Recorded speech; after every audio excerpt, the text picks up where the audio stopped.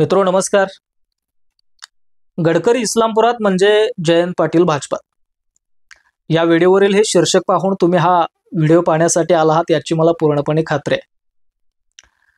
मित्रो, आज इस्लामपूरमध्ये असणाऱ्या आणि राष्ट्रवादी काँग्रेस शरदचंद्र पवार पक्षाचे असणारे प्रदेश अध्यक्ष आदरणीय जयंत पाटील यांच्या मार्गदर्शनाखाली चालणाऱ्या RIT इन्स्टिट्यूटच्या एका हॉस्टेलच्या उद्घाटन प्रसंगी भाजपचे असणारे ज्येष्ठ आणि केंद्रीय नेते नितीन गडकरी या कार्यक्रमाला उपस्थित होते.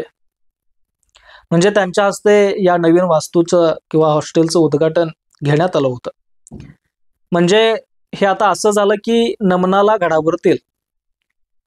आता तुम्ही म्हणाल हे नमनाला गडावर तेल काय? सांगतो. मित्रो, राज्यात सध्या तसं फारसं बरं असं वातावरण नाही. कारण गेल्या लोकसभेच्या निवडणुकांपासून संपूर्ण राज्यात अशी चर्चा आहे की जयंत पाटील हे भाजपमध्ये जाणार. मात्र लोकसभा गेल्या, विधानसभा गेल्या, मात्र जयंत पाटील काही गेले नाहीत.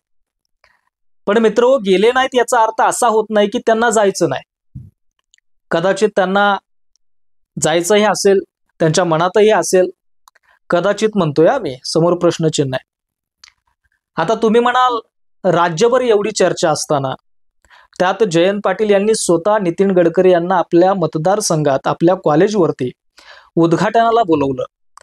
परवा तर दिल्लीत स्वतः शरदचंद्र पवार यांनी माजी मुख्यमंत्री आणि आत्ताचे उपमुख्यमंत्री एकनाथजी शिंदे यांचं तोंड भरून कौतुक केलं. मग एवढं सगळं स्पष्ट असताना पुढे हे प्रश्नचिन्ह कशासाठी?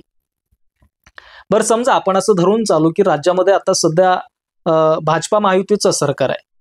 महाविकास आघाडी सध्या सत्तेत नाही.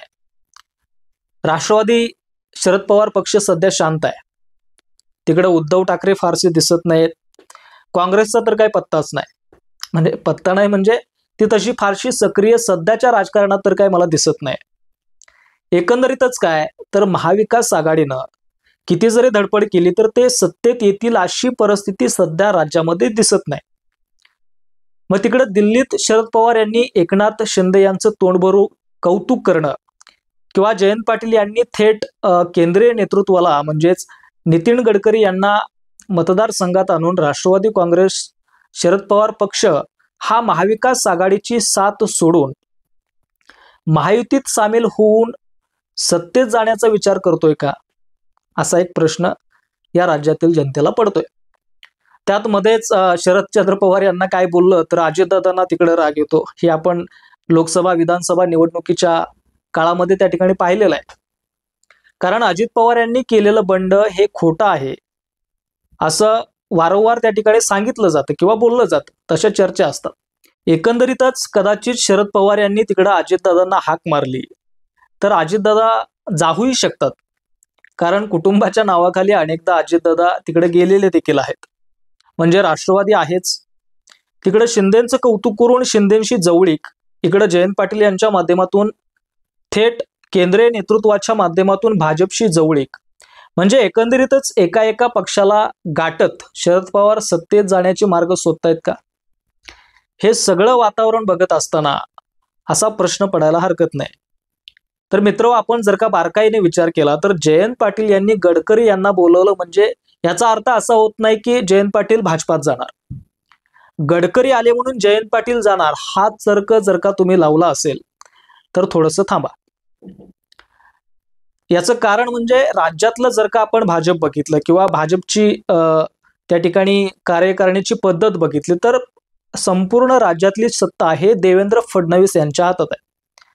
आणि जर का केंद्र पातळीवरती बघितलं तर अमित शहा यांच्या हातात. म्हणजे भाजपामध्ये जर का काही निर्णय असतील, निर्णय घ्यायचे असतील, काही घडामोडी इन आउट जर का असेल तर देवेंद्र फडणवीस आणि अमित शहा. मग यात गडकरी यांचा काय संबंध? म्हणजे गडकरी यांच्या माध्यमातून जयंत पाटील भाजपात ही शंका पोल ठरते. मात्र शंका जरी पोल ठरत असेल तरी चर्चेला वाव नक्कीच आहे. मात्र सध्या तरी जयंत पाटील यांनी स्पष्टीकरण दिलेलं आहे की मी भाजपात जाणार नाही. त्यांनी त्या सभेमध्ये आज बोलून सुद्धा दाखवलंय. म्हणजे एकंदरीत राज्यातलं हे सगळं वातावरण सध्याच्या परिस्थितीमध्ये राजकीय वातावरण दूषित असताना तिकडं शरदचंद्र पवार यांनी एकनाथ शिंदे यांचं कौतुक करणं.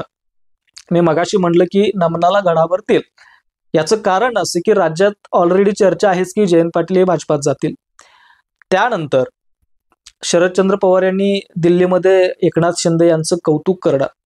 मात्र सगळ्याच जनतेला अजून देखील संपूर्ण राज्यातल्या प्रश्न पडलेला आहे की हे सगळं वातावरण बघता जयंत पाटील भाजपात जाणार का. साहजिकच आहे की तुम्हाला देखील तो प्रश्न पडलेला असणार आहे. मात्र याचं उत्तर तुम्ही मला कमेंटमध्ये या ठिकाणी लिहून कळवा. सध्या तरी मी इथंच थांबतोय. मात्र तुम्ही थांबू नका, कारण जयंत पाटील यांनी याच प्रश्नाचं उत्तर आजच्या सभेमध्ये नितीन गडकरी यांच्या समोर त्या ठिकाणी मिश्किल अशी टिप्पणी करून दिलेलं आहे. तुम्ही ते जाता जाता उत्तर बघून जावा. धन्यवाद.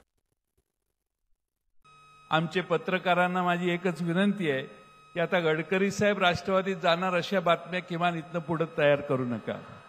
तुम्ही कशाची बातमी कराल आणि काय याच्यावर पत्रकारितेचा दर्जा ठरतो तो तुमच्यावर मी सोडतो. मी तुमच्यावर रागवणार नाही. पण पत्रकारांनी एक बातमी तयार केली आणि देशभर त्याच्यावर मोठमोठे चिंतन करणारी लोक पण बातम्या तयार करायला लागली. याचं मला मनाला शल्य वाटतं. गडकरी साहेब आलेत, 2 पक्षाची माणसं एका व्यासपीठावर चांगल्या उद्देशाने येऊ शकत नाहीत अशी धारणा ज्या पत्रकारांची झालेली आहे त्याबद्दल न बोललेलं जास्त चांगलं.